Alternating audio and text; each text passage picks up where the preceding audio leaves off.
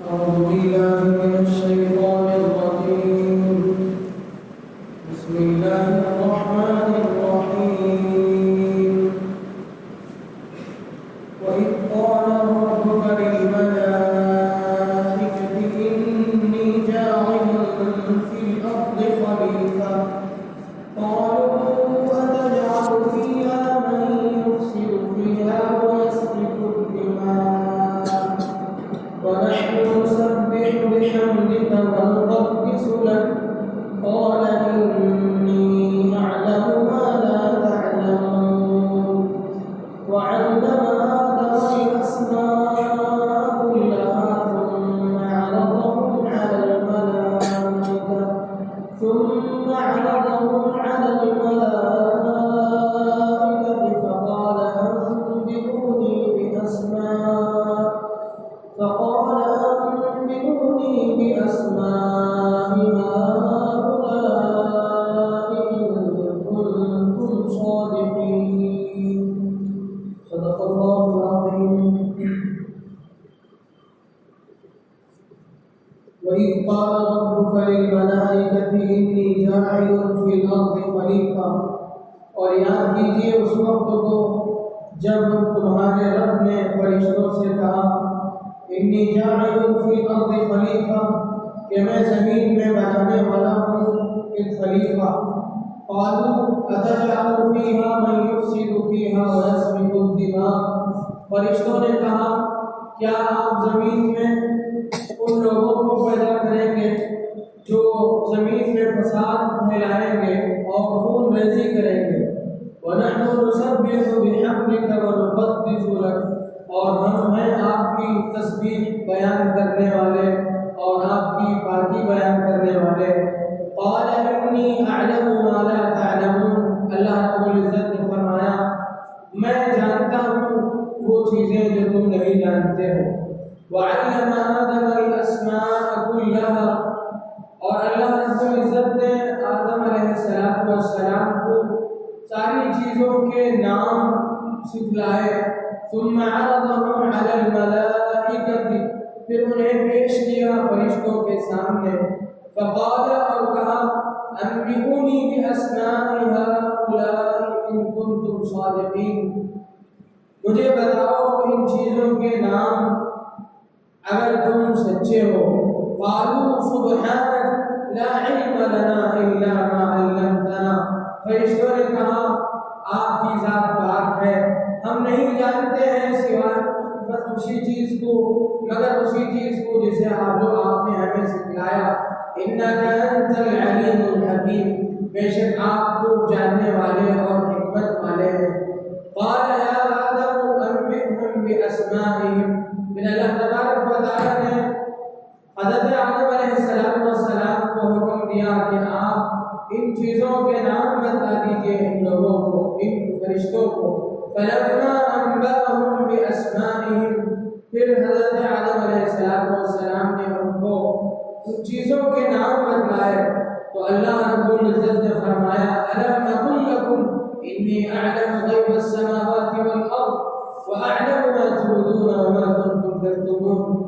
کہ اللہ رب العزت نے فرمایا کہ میں نہیں کہتا تھا کہ میں جانتا ہوں آسمانوں اور زمینوں کے غیب کی باتوں کو اور میں وہ جانتا ہوں جو تمہارے سامنے ظاہر ہے اور جو تم نہیں جانتے جو تمہارے آنکھوں سے اوجھل ہے.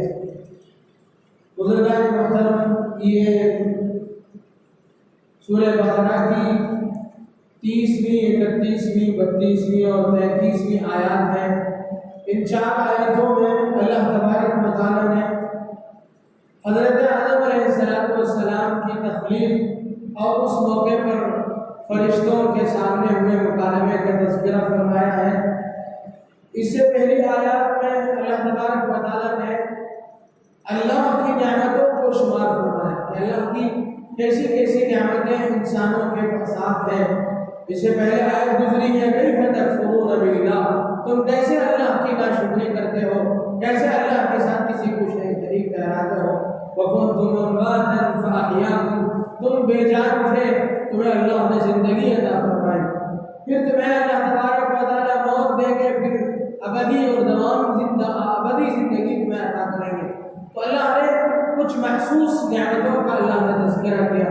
اب ان آیات میں یہاں سے تقریباً 11 آیاتوں میں اللہ تبارک و تعالیٰ معنوی نعمتیں یعنی عزت، علم، حضرت آدم علیہ السلام کو فرشتوں پر اور دوسری مخلوقات پر جو فوقیت اللہ نے دی ہے، جو برتری دی ہے، اس کا تذکرہ، اور فرشتوں کا مسجود الملائکہ حضرت آدم علیہ السلام کو بنانا، ان سب چیزوں کا تذکرہ اللہ تبارک و تعالیٰ نعمتوں کی ضمن میں ان کا تذکرہ فرما رہے ہیں۔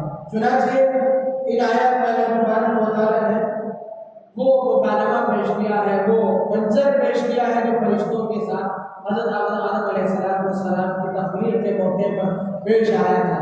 اللہ تبارک و تعالیٰ نے انسانوں کی پیدائش سے پہلے جنات اور فرشتوں کو اللہ نے بہت پہلے پیدا فرمایا۔ میں بعد میں تفصیل سے کسی وقت ان چیزوں کا تذکرہ کروں گا، ابھی انہی آیات کی تفصیل آپ دیکھ لیں تو جنات اور فرشتے اس وقت موجود تھے۔ فرشتے نوری مخلوق ہوتے ہیں، فرشتے جو ہیں بالکل نوری مخلوق ہیں اور صرف اللہ کی عبادت کے لیے پیدا کیے گئے ہیں اور معصوم ہیں، کوئی غلطی ان سے سرزد نہیں، ان کی فطرت میں ہی نہیں، ان کی فطرت میں شر نام کی کوئی چیز نہیں۔ اللہ نے ان کو صرف خیر کی فطرت کے ساتھ پیدا فرمایا۔ وہ اچھا کام ہی کر سکتے ہیں، برا کام، غلط کام وہ چاہ کر بھی نہیں کر سکتے ہیں، اس لیے کہ ان کی فطرت میں ہے ہی نہیں۔ البتہ جنات اللہ نے جو پیدا فرمائے ان میں دونوں طرح کی باتیں اللہ نے رکھی، ان میں شر کا مادہ بھی رکھا، خیر کا مادہ بھی رکھا اللہ نے، لیکن شر کا مادہ جو ہے وہ غالب ہے جنات میں۔ اب تیسری جو مخلوق اللہ تبارک و تعالیٰ پیدا فرمانا چاہتے ہیں اس کا فرشتوں کے سامنے تذکرہ فرما رہے ہیں کہ میں ایک مخلوق پیدا کرنے والا ہوں جو زمین میں میرا خلیفہ ہوگی۔ فرشتوں نے کہا یا باری تعالیٰ، ہم لوگ تو ہمیشہ آپ کے سجدے میں رہتے ہیں، آپ کی عبادت میں اللہ نے فرشتوں سے تذکرہ کیا اس کا۔ حضرت آدم علیہ السلام کی پیدائش سے پہلے اللہ تبارک و تعالیٰ نے فرشتوں سے اس کا تذکرہ فرمایا۔ اللہ کو کسی سے مشورہ لینے کی ضرورت نہیں ہے، مشورہ اس آدمی کو لینے کی ضرورت ہے جو دوسروں کے مقابلے میں علم میں کم درجے کا ہو اور اس سے زیادہ علم رکھنے والا کوئی آدمی ہو، اس سے وہ مشورہ کر سکتا ہے۔ اللہ تبارک و تعالیٰ احکم الحاکمین ہے اور اللہ تبارک و تعالیٰ مغیبات کا علم رکھنے والے ہیں۔ جو چیز ہو چکا ہے اس کا بھی اللہ کو علم ہے اور جو چیز ہونے والے ہیں ان ساری چیزوں کا علم اللہ تبارک و تعالیٰ کو ہے۔ اللہ کو کسی سے مشورہ لینے کی ضرورت نہیں ہے۔ اللہ نے انسانوں کی تعلیم کے لیے، مشورے کی تعلیم کے لیے اللہ تبارک و تعالیٰ نے فرشتوں کے سامنے اس کا تذکرہ فرمایا کہ میں ایک مخلوق پیدا کرنے والا ہوں۔ تو فرشتوں نے جو کہا ہے، جو کچھ کہا ہے وہ اعتراض نہیں ہے۔ فرشتوں نے جو بھی کہا ہے وہ اعتراض کے طور پر نہیں ہے اور نہ ان کو کوئی اعتراض کا حق پہنچتا ہے، کوئی اعتراض کا حق نہیں۔ وہ بھی اللہ کی مخلوق ہے اور اللہ تبارک و تعالیٰ ان کی طرح اور مخلوق پیدا کرنا چاہتے ہیں، اور نہ اللہ تبارک و تعالیٰ کو یہ ضروری ہے کہ وہ فرشتوں سے اس کا تذکرہ کریں کہ جیسے کوئی کسی پارلیمنٹ کا کوئی وزیر اعظم ہو، وہ کچھ فیصلہ لینا چاہتا ہو تو مساوی درجے کے لوگوں کے سامنے پارلیمنٹ میں آئے اور وہاں وہ اپنی رائے پیش کرے اور سب سے تجاویز لے کر کے اس کے بعد کوئی چیز پاس کرے، ایسا بھی کوئی نہیں ہے۔ اللہ احکم الحاکمین ہے، اللہ کو کسی چیز کی ضرورت نہیں ہے۔ اللہ نے جو کیا ہے وہ امت کو اس بات کی تعلیم دینے کے لیے کہ میں خدا اور خالق ہونے کے باوجود بھی مشورہ کرتا ہوں، رائے لیتا ہوں، اس بات کی تعلیم دینے کے لیے۔ اور یہ صرف آپ نے نہیں کیا بلکہ اللہ کے نبی علیہ السلام کو بھی اللہ تبارک و تعالیٰ نے مشورے کی تعلیم دی۔ چنانچہ سورۃ الشورى میں وہ آیت موجود ہے جس میں اللہ تبارک و تعالیٰ اللہ کے نبی صلی اللہ علیہ وسلم وَأَمْرُهُمْ شُورَىٰ بَيْنَهُمْ، اللہ کے نبی صلی اللہ علیہ وسلم کا جو بھی معاملہ تھا وہ مشورے سے کیا ہوتا ہے۔ حالانکہ نبی علیہ السلام صاحب وحی تھے، اللہ کے نبی صلی اللہ علیہ وسلم کو وحی کے ذریعے سے ساری چیزوں کی رہبری کی جاتی تھی، ساری چیزوں کی طرف رہنمائی کی جاتی تھی۔ آپ کو ڈائریکٹ اللہ کی طرف سے رہبری آ سکتی اس کے باوجود امت کو اس بات کی تعلیم دینے کے لیے کہ چھوٹوں سے بھی پوچھ لینا چاہیے، اپنے ماتحتوں سے بھی پوچھ لینا چاہیے، اس بات کی تعلیم دینے کے لیے اللہ کے نبی صلی اللہ علیہ وسلم کو بھی مشورہ، اللہ کے نبی صلی اللہ علیہ وسلم نے بھی مشورہ کیا۔ تو مشورہ کرنا اللہ کی اور اس کے رسول کی سنت ہے، اللہ کی عادت ہے اور اس کے رسول صلی اللہ علیہ وسلم کی سنت ہے۔ اسی تو اللہ تبارک و تعالیٰ نے فرشتوں سے رائے طلب کی، فرشتوں نے کہا یا اللہ ہم تو آپ کی عبادت میں ہماری کس چیز کی کمی ہے، ہم نیاز مندانہ، فرشتوں نے عرض کیا، فرشتوں نے کوئی اعتراض نہیں کیا، ہم آپ کی عبادت کر رہے ہیں، ہم آپ کی تسبیح بیان کر رہے ہیں، مزید کس چیز کی ضرورت ہے؟ اگر آپ کو نائب بنانا ہی ہے تو ہم اس کام کے لیے بھی تیار ہیں، ہم زمین میں آپ کی نیابت کر لیں گے، ہم اس خدمت کے لیے بھی تیار ہیں۔ تو اللہ تبارک و تعالیٰ نے پہلے ان کو جواب دیا حاکمانہ انداز سے، انی اعلم ما لا تعلمون، میں ان مصلحتوں کو جانتا ہوں جو تم نہیں جانتے ہو، یہ حاکمانہ جواب ہے۔ اس کے بعد اللہ نے حکیمانہ طرز اختیار فرمایا کہ آپ نے اللہ تبارک و تعالیٰ نے ایک طرز اختیار فرمایا کہ حضرت آدم علیہ السلام کے دل میں، حضرت آدم علیہ السلام کی فطرت میں اللہ نے ساری چیزوں کی، دنیا میں جتنی چیزیں ہیں ان چیزوں کا علم بھی عطا فرمایا، ان کے خواص، وہ چیزیں کیا مصلحت کے لیے استعمال ہوتی ہیں، ان کی کیا تاثیر ہے، یہ سب چیزوں کا علم اللہ تبارک و تعالیٰ نے حضرت آدم علیہ السلام میں ودیعت فرمائی، ان کو عطا فرمایا، پھر فرشتوں کے سامنے ان کو پیش فرمایا اور چیزوں کو پیش فرما کر کے فرشتوں سے پوچھا ان چیزوں کے نام بتاؤ اور ان کی کیا مصلحتیں ہیں تم بتاؤ۔ فرشتوں نے کہا عالم عالم، فرشتوں نے کہا سبحانک لا علم لنا الا ما علمتنا، اے ہمارے رب آپ کی ذات پاک ہے، آپ نے جو ہمیں بتایا وہی چیز ہمیں معلوم ہے، ان چیزوں کے نام، ان چیزوں کی مصلحتیں اور خواص کو کیا ان کے نام بھی ہم نہیں جان سکتے ہیں، ہمیں نہیں معلوم۔ فرشتوں نے اظہار کر دیا کہ ہم نے اپنے عدم علم کا اظہار کر دیا کہ ہم نہیں جانتے ہیں سب چیزیں۔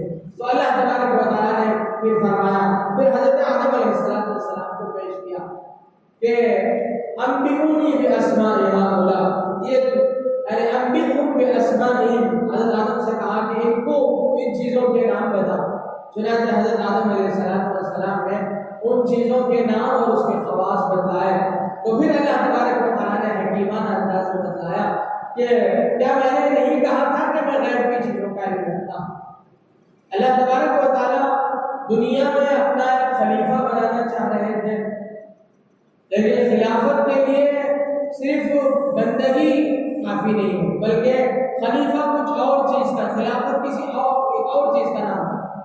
بندگی اور عبادت میں فرشتے بہت اعلیٰ درجے کے ہیں، لیکن فرشتے اللہ کا نائب بن کر کے دنیا میں اللہ کے احکامات کو چلانے کے، بندوں کو اب اللہ کے احکامات دنیا پہ نافذ کریں گے، اس کی ان کے اندر صلاحیت اللہ نے نہیں دی۔ اللہ تبارک و تعالیٰ چاہتے تو فرشتوں کو وہ قابلیت عطا فرما کر کے پھر دنیا میں بھیجتے، لیکن اللہ تبارک اگر ویسے کرتے ہیں تو فرشتوں میں انسانوں میں فرق نہیں رہے گا، اور اگر اللہ تبارک و تعالیٰ چاہتے ہیں تو جنات کو یہ چیز عطا فرماتے، خلیفہ بناتے، لیکن اللہ نے جنات کو نہیں بنایا اس لیے کہ ان کے اندر شر کا مادہ زیادہ ہے۔ فرشتوں نے کہا کہ یہ لوگ زمین میں فساد مچائیں گے اور خون ریزی کریں گے، یہ کیسے معلوم ہوا فرشتوں کو؟ حالانکہ اس سے پہلے زمین میں بھیجنے کے بعد فساد ہوگا، خون ریزی ہوگی، آسمان میں تو کوئی فساد نہیں ہوا تھا، کچھ خون ریزی نہیں ہوئی تھی، فرشتوں کو اس کا علم کیسے ہو گیا؟ محققین، جمہور محققین کہتے ہیں کہ اللہ تبارک و تعالیٰ نے زمین میں جو مخلوق پیدا کرنے والے تھے ان کی کچھ باتیں اللہ نے فرشتوں کو بتائی کہ اس طریقے کی مخلوق میں اللہ میں بنانے والا ہوں، زمین میں جو مخلوق اس طریقے کی فطرت کی ہوگی ان کے اندر شر کا مادہ بھی ہوگا، خیر کا مادہ بھی ان کے اندر ہوگا، اور وہ زمین میں فساد بھی کرے گی، خون ریزی بھی کرے گی، انہیں میں خلیفہ بھی منتخب کروں گا۔ تو یہ بتلانے کی وجہ سے فرشتوں کو معلوم ہوا تھا، جسے رکھ کر کے فرشتوں نے اللہ کے سامنے یہ پیش کیا تھا کہ وہ لوگ خون ریزی بھی کریں گے، فساد بھی مچائیں گے، ان کے مقابلے میں ہمارے اندر وہ مادہ ہے ہی نہیں، فساد کا مادہ ہے ہی نہیں ہمارے اندر، اب تو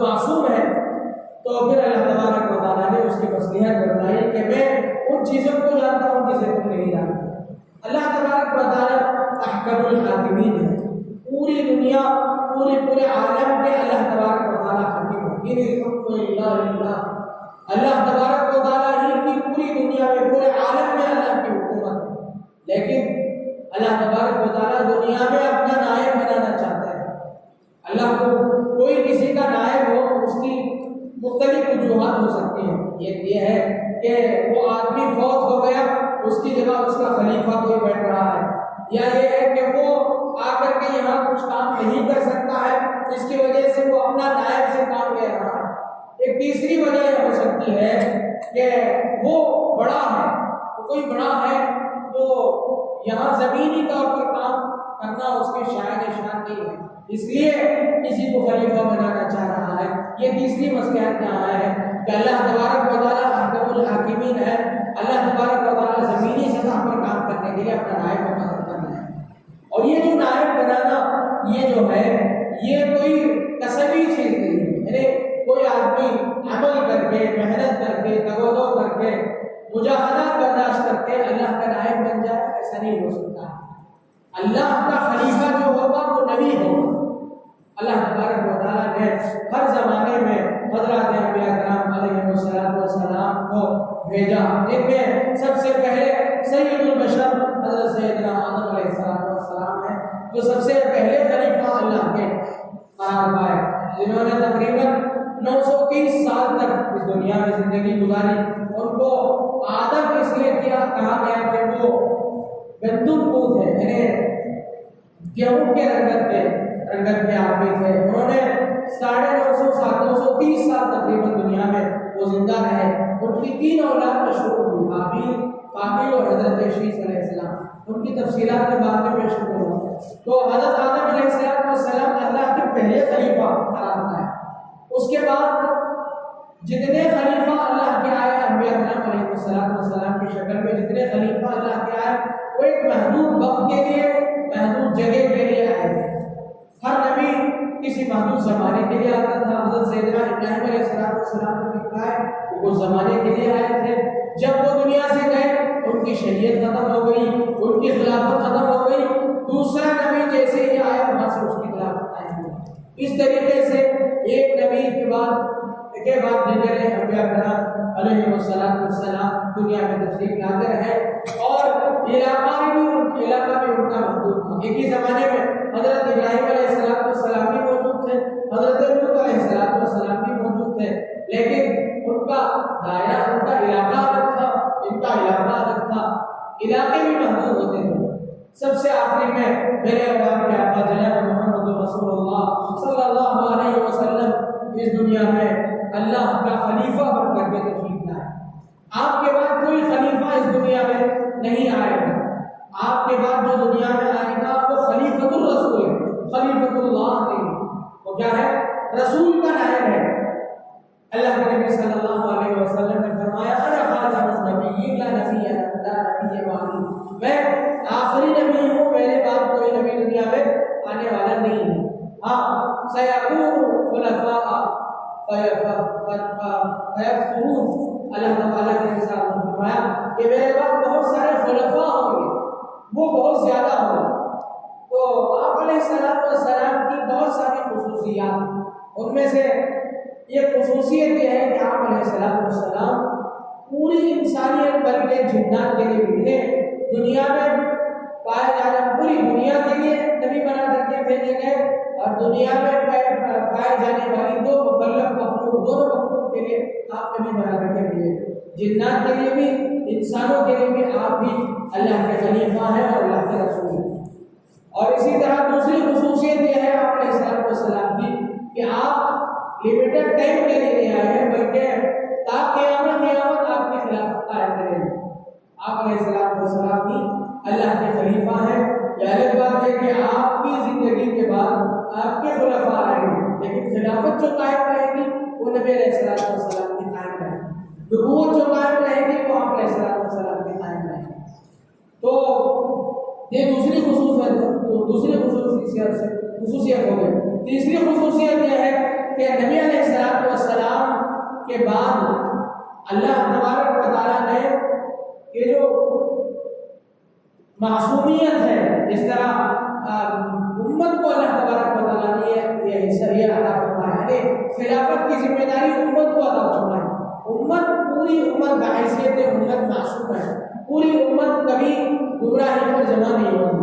اللہ کے نبی صلی اللہ علیہ وسلم نے فرمایا لن تجتمع امتی علی الضلالہ، میری امت، پوری امت ایک ساتھ امت محمدیہ گمراہ ہو جائے جیسے پہلی امتیں ہوتی تھی کہ پوری امت، پوری کی پوری امت گمراہ ہو جاتی تھی، اس کے بعد ہدایت کی ضرورت ہوتی تھی، پھر اللہ تبارک و تعالیٰ نبیوں کو بھیجتے تھے اور اس کے بعد نئی شریعت، نئی کتابیں عطا کرتے تھے۔ یہ بات اس امت کے ساتھ نہیں ہوگی۔ اللہ کے نبی صلی اللہ علیہ وسلم نے فرمایا کہ پوری امت، میری پوری امت ایک ساتھ گمراہ ہو جائے، ایسا کبھی نہیں ہوگا قیامت تک۔ اور فرمایا لا تزال طائفة من امتی ظاہرین علی الحق لا یضرهم من خذلهم، لا یضرهم من خذلهم، میری امت میں یہ جماعت ہمیشہ ایسی رہے گی جو حق پر غالب رہے گی، کوئی نقصان پہنچانے والا ان کو نقصان نہیں پہنچا سکتا۔ تو اللہ کے نبی صلی اللہ علیہ وسلم کے بعد اس امت کو یہ خلافت کی ذمہ داری دی گئی۔ اب امت اللہ کے نبی کا خلیفہ کا انتخاب کرے، امت چپ کر کے، اور امت جو ہے پوری امت چپ کر کے کسی کو خلیفہ بنائے۔ اللہ کے نبی صلی اللہ علیہ وسلم کے بعد حضرات خلفائے کرام کا بھی سلسلہ چلا۔ اللہ کے نبی صلی اللہ علیہ وسلم نے فرمایا کہ میرے بعد آنے والے خلیفہ جو ہیں ان کی بھی شریعت میں حیثیت ہے۔ فرمایا کہ علیکم بسنتی و سنت الخلفاء الراشدین المہدیین، میری اور میرے بعد آنے والے خلفاء راشدین کی سنت کو تم مضبوطی سے پکڑو۔ تو خلفاء راشدین جو اللہ کے نبی صلی اللہ علیہ وسلم کے بعد آئے، ان کا بھی شریعت میں ایک حق ہے، ان کا بھی ایک مقام ہے۔ اور امت کے سلسلے میں امت کے سلسلے میں یہ ہے کہ پوری امت ایک ساتھ گمراہ نہیں ہوگی، اس لیے امت کا اجماع بھی شریعت میں حجت ہے۔ قرآن، حدیث، اور تیسرے نمبر پر جو چیز حجت ہے وہ اجماع امت ہے۔ پوری امت کسی بات پر جمع ہو گئی تو وہ بھی شریعت کی ایک دلیل ہے، حجت ہے۔ تو یہ چیزیں اس خلافت کے سلسلے میں تھیں۔ اب آیات کے ذیل میں آپ دیکھیں اللہ تبارک و تعالیٰ نے فرشتوں سے کہا کہ میں زمین میں پیدا کرنے والا ہوں ایک خلیفہ۔ تو فرشتوں نے کہا کہ آپ کو زمین میں بنانے والے ہیں ایسے لوگوں کو جو زمین میں فساد مچائیں گے اور خون ریزی کریں گے۔ فرشتوں نے کہا وَنَحْنُ نُسَبِّحُ بِحَمْدِكَ وَنُقَدِّسُ لَكَ، ہم آپ کی تسبیح تقدیس بیان کرنے والے ہیں۔ اللہ نے فرمایا إِنِّي أَعْلَمُ مَا لَا تَعْلَمُونَ، اور اس کے بعد اللہ تبارک و تعالیٰ نے حضرت آدم علیہ السلام کو ساری چیزوں کے نام سکھائے، حتیٰ کہ چھوٹی چھوٹی چیزیں جیسے چمچہ ہے، ایسی چھوٹی چھوٹی چیزیں۔ تفسیر جلالین میں لکھا ہے کہ چھوٹی چھوٹی چیزوں کے نام بھی اللہ تبارک و تعالیٰ نے حضرت آدم علیہ السلام کو بتایا۔ اور اللہ تبارک و تعالیٰ چونکہ خلافت کا کام حضرت آدم علیہ السلام سے لینا ہے، اس لیے اللہ نے انہیں علم عطا فرمایا، ان چیزوں کا علم عطا فرمایا۔ اللہ تبارک و تعالیٰ کبھی اس طریقے سے ایسے ہی پیدا کر کے نہیں چھوڑتے ہیں، بلکہ انسان کو پیدا کرنے کے بعد اللہ تبارک و تعالیٰ کسی بھی جاندار کو پیدا کرنے کے بعد اس کی زندگی کی ضرورت کی چیزیں اللہ تبارک و تعالیٰ اس کی فطرت میں القاء کر دیتے ہیں۔ قرآن کریم میں ہے ربنا الذی اعطی کل شیء خلقہ ثم ہدی، میرا حضرت موسیٰ علیہ السلام فرماتے ہیں میرا رب وہ ہے جس نے مخلوق کو زندگی عطا فرمائی اور پھر اسے رہنمائی عطا فرمائی۔ آپ دیکھیں ایک مرغی کا چوزا انڈے کے خول سے خود سوراخ کر کے نکلتا ہے۔ چوزا نکلتے ہوئے آپ نے دیکھا ہوگا، جو لوگ جانور پالنے سے تعلق رکھتے ہیں وہ لوگ جانتے ہیں کہ خود مرغی کا چوزا جب اس کا مقررہ وقت ہو جاتا ہے، باہر نکلنے کا وقت آ جاتا ہے، تو خود اپنی چونچ اللہ تبارک و تعالیٰ اسے اس کے دل میں بات القاء فرماتے ہیں کہ اب تجھے باہر نکلنا ہے۔ وہ خود اس کے خول کو اپنی چونچ سے سوراخ کرتا ہے اور اسے پھوڑ کر کے باہر نکلتا ہے۔ باہر نکلتے ہی اس چوزے میں اللہ تبارک و تعالیٰ وہ صلاحیت عطا فرماتے ہیں کہ وہ خود اپنی ماں کے ساتھ دانا چگنا شروع کر دیتا ہے، اور کچھ ہی دنوں میں اسے اچھے برے کی تمیز پیدا ہو جاتی ہے۔ جب کسی دشمن کو، کسی شکار کو آتے ہوئے دیکھتا ہے گدھے کو، چیل کو، کسی جھپٹنے والی مخلوق کو آتے ہوئے دیکھتا ہے تو اپنی ماں کی دامن میں جا کر کے گھس جاتا ہے۔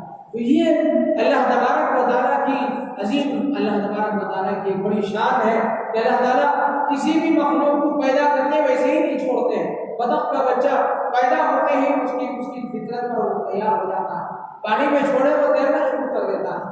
یہ اللہ کی بڑی عظیم شان، اللہ کی ایک شان، اللہ کی شان ہے کہ اللہ تبارک و تعالیٰ کسی مخلوق کو پیدا کرتے ہیں تو ویسے ہی نہیں چھوڑتے ہیں۔